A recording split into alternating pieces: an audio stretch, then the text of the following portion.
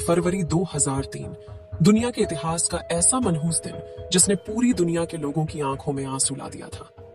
इस दिन STS 107 में सवार कल्पना चावला और उनके 6 क्रू मेंबर्स के पृथ्वी पर लौटने के वक्त स्पेस शटल के साथ जलकर जान चली गई थी। लेकिन क्या आपको पता है कि इस स्पेस शटल के लॉन्च के अगले ही दिन इसे अंतरिक्ष में भेजने वाली अमेरिकी स्पेस एजेंसी नासा को इस बात का अंदाजा लग चुका था कि आगे क्या होने वाला है, लेकिन फिर भी उन्होंने अपने एस्ट्रोनॉट्स को इस बारे में जानकारी क्यों नहीं दी और लॉन्च से पहले कई बार इस कोलंबिया स्पेस शटल में टेक्निकल प्रॉब्लम आई थी। तो इसे आखिर लॉन्च किया ही क्यों गया और क्या कल्पना चावला को बचाया जा सकता था? अगर आपके जहन में भी इस स्पेस मिशन को लेकर यह सवाल आते हैं तो पूरा वीडियो जरूर देखिएगा। सबसे पहले बात करते हैं कि 17 मार्च 1962 के दिन हरियाणा के छोटे से गांव में जन्मी कल्पना ने अपने जीवन में अमेरिकन एस्ट्रोनॉट बनने का सफर कैसे तय किया था। 4 भाई बहनों में सबसे छोटी कल्पना बचपन से स्पेस में जाना चाहती थी। उन्होंने अपनी प्राथमिक शिक्षा टैगोर बाल निकेतन स्कूल से की, जिसके बाद कल्पना ने पंजाब में इंजीनियरिंग, चंडीगढ़ से एरोनॉटिकल इंजीनियरिंग में पढ़ाई शुरू की। साल 1976 में एरोनॉटिकल इंजीनियरिंग में बैचलर की डिग्री हासिल करके कल्पना देश की पहली एरोनॉटिकल इंजीनियर बनी। साल 1984 में कल्पना ने अमेरिका की यूनिवर्सिटी ऑफ टेक्सास से एरोस्पेस इंजीनियरिंग में मास्टर्स की डिग्री हासिल की। इस दौरान उन्हें जीन पियरे हैरिसन से प्यार हुआ और 1983 में दोनों ने शादी कर ली। फिर 1988 में कल्पना ने यूनिवर्सिटी ऑफ कोलोराडो में एरोस्पेस इंजीनियरिंग में PhD की पढ़ाई पूरी की। उसी साल उन्होंने नासा स्पेस रिसर्च सेंटर में काम करना शुरू किया। 96 में कल्पना को अमेरिका की सिटीजनशिप मिल गई और कल्पना की मेहनत और दृढ़ निश्चय देख नासा ने 1994 में उन्हें अंतरिक्ष यात्रियों के 15वें समूह में शामिल किया। 19 नवंबर 1997 के दिन अपने 6 क्रू मेंबर्स के साथ कोलंबिया स्पेस शटल में बैठकर कल्पना ने पहली अंतरिक्ष उड़ान भरी। STS 87 नासा से जाने वाले इस मिशन के दौरान कल्पना ने स्पेस में 15 दिन और 16 घंटे बिताए और 5 दिसंबर 1997 के दिन इस स्पेस शटल ने धरती पर सक्सेसफुल लैंडिंग की। इस मिशन को पूरा करने के साथ ही कल्पना चावला अंतरिक्ष में जाने वाली पहली भारतीय महिला बन चुकी थी। कल्पना के इस मिशन की सफलता देखते हुए 2001 में नासा ने कल्पना को एक और स्पेस मिशन के लिए चुना, जिसे STS 107 नाम दिया गया। लेकिन इस मिशन के दौरान यूज किए जाने वाले कोलंबिया स्पेस शटल में बार बार आ रही तकनीकी खराबियों की वजह से इसके लॉन्च को पूरे 18 बार पोस्टपोन किया गया था। 2 साल तक नासा ने इस शटल में आ रही अलग अलग खराबियों को ठीक किया, लेकिन नासा यह मानने को तैयार नहीं थी कि शटल स्पेस मिशन के लिए फिट है, बस वैसे बनाई जा रही थी। और फाइनली नासा को लगा कि स्पेस शटल अब मिशन के लिए पूरी तरह से तैयार है और 16 जनवरी 2003 के दिन इसे लॉन्च करने का निर्णय लिया गया। इस लॉन्च के दौरान क्रू मेंबर्स काफी खुश दिखाई दे रहे थे, क्योंकि उनमें से कुछ क्रू मेंबर्स जिंदगी में पहली बार स्पेस में जा रहे थे। लेकिन उन्हें यह पता नहीं था कि उड़ान उनके जीवन की पहली और आखिरी उड़ान होगी।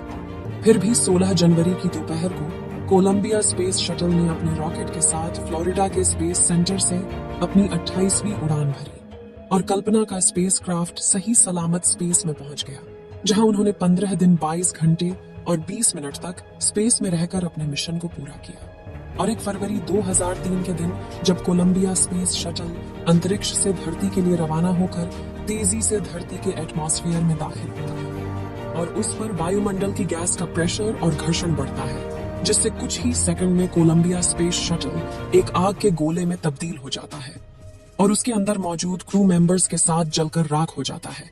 शुरुआत में तो इस दुर्घटना के पीछे का कारण अनजाने में ही क्रू मेंबर्स की कोई गलती को माना जा रहा था, लेकिन जब इस मामले की वजह तक जाने के लिए इन्वेस्टिगेशन शुरू हुई तो ऐसा सच सामने आया जिसने लोगों के होश उड़ा दिए। इस जांच के मुताबिक जब कोलंबिया स्पेस शटल अपने रॉकेट के साथ उड़ान भर रहा था, तभी उसके एक्सटर्नल फ्यूल टैंक की बाहरी सतह पर लगाए हुए इंसुलेशन का बड़ा सा टुकड़ा करीब 800 किलोमीटर की रफ्तार से शटल के लेफ्ट विंग में फंसा रहता है, जिससे उस विंग पर लगी रन फोर्स कार्बन यानी RCC की कोटिंग में 10 इंच गहरा गड्ढा बन जाता है। लॉन्च के दौरान तो इस घटना पर किसी की नजर नहीं जाती है। हालांकि लॉन्च के दूसरे दिन नासा के inspector photo walking group division को इस घटना के बारे में पता लग चुका था, लेकिन फिर भी उन्होंने एस्ट्रोनॉट्स को इस बारे में कोई जानकारी नहीं दी। लेकिन ऐसा क्यों? क्या यह उनकी लापरवाही थी और क्या कल्पना चावला और उनके क्रू मेंबर्स की जान बचाई जा सकती थी?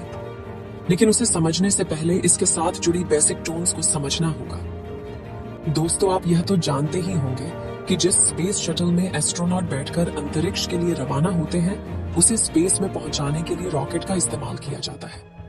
रॉकेट को ग्रेविटी के अपोजिट ले जाने के लिए सबसे जरूरी होता है फ्यूल, जो कि दो तरह के होते हैं, liquid NRI fuel. Liquid fuel में लिक्विड ऑक्सीजन और लिक्विड हाइड्रोजन का इस्तेमाल किया जाता है।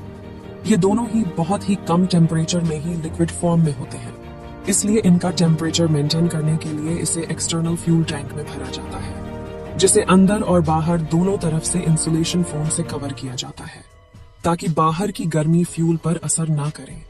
इस फ्यूल टैंक और रॉकेट के साथ स्पेस शटल को अटैच किया जाता है और बाहरी गर्मी से स्पेस शटल को नुकसान न हो, इसीलिए इस पर अनेक तरह की कोटिंग मटेरियल का इस्तेमाल किया जाता है, जिन्हें छोटी छोटी टाइल्स का आकार देकर शटल पर लगाया जाता है। स्पेस शटल के ऊपरी हिस्से में लगी व्हाइट राइस इसे 1200 डिग्री तापमान से बचाती है। इसके निचले हिस्से में लगे दो टाइल्स इसे करीब 2300 डिग्री की गर्मी से बचाती है और रॉकेट से निकल रही गर्मी का सबसे ज्यादा असर शटल विंग्स पर होता है, जिसे गर्मी से बचाने के लिए इन पर आरसीसी की टाइल्स लगाई जाती है, जो 100 से करीब 3000 डिग्री की हीट से बचाती है। और कोलंबिया स्पीड शटल के लॉन्च के दौरान हुई दुर्घटना से इसके विंग के इसी आरसीसी पैनल में करीब 10 इंच का छेद हो जाता है। अब 1 फरवरी 2003 के दिन जब कोलंबिया स्पेस शटल में कल्पना चावला और उनका क्रू पृथ्वी के वायुमंडल में दाखिल होता है, तो घर्षण से गर्म हवा शटल के विंग में हुए इस छेद से उसके अंदरूनी सतह तक पहुंचने लगती है, जिससे हर तरफ से शटल डैमेज होने लगता है और अचानक से शटल में सवार एस्ट्रोनॉट्स को एक खतरनाक झटका लगता है, क्योंकि शटल में ऑक्सीजन लेवल ड्रॉप होने लगता है, जिससे उन्हें सांस लेने में दिक्कत होने लगती है और ऑक्सीजन की कमी के कारण वे सभी बेहोश हो जाते हैं।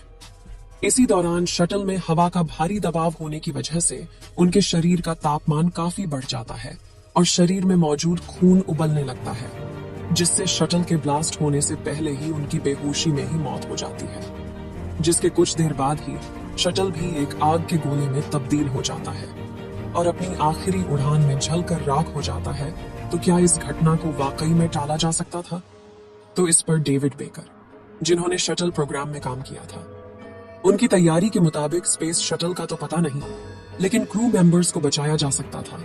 उनके मुताबिक नासा अगले ही महीने यानी कि 1 मार्च को अटलांटिस नाम का एक और स्पेस शटल लॉन्च करने वाला था। अगर नासा इस दुर्घटना को शुरू में ही सीरियसली ले लेता तो शटल की प्रिपरेशन कुछ ही हफ्तों की जगह 4 हफ्तों में फिनिश करके रेस्क्यू मिशन के लिए लॉन्च किया जा सकता था।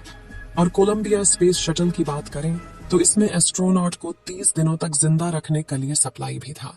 वैज्ञानिक की इन्हीं थियरी की वजह से नासा पर कई सवाल खड़े हुए थे। आखिर उन्होंने इस घटना को सीरियसली क्यों नहीं लिया? दोस्तों, हमें इस घटना से यह सीख मिलती है कि एक छोटी सी गलती वाकई बड़ी दुर्घटना में तब्दील हो सकती है। इस वीडियो में हम किसी पर इस दुर्घटना का इल्जाम नहीं लगा रहे हैं, बस इसे हमने इंटरनेट पर मौजूद जानकारियों को इकट्ठा करके प्रस्तुत किया है।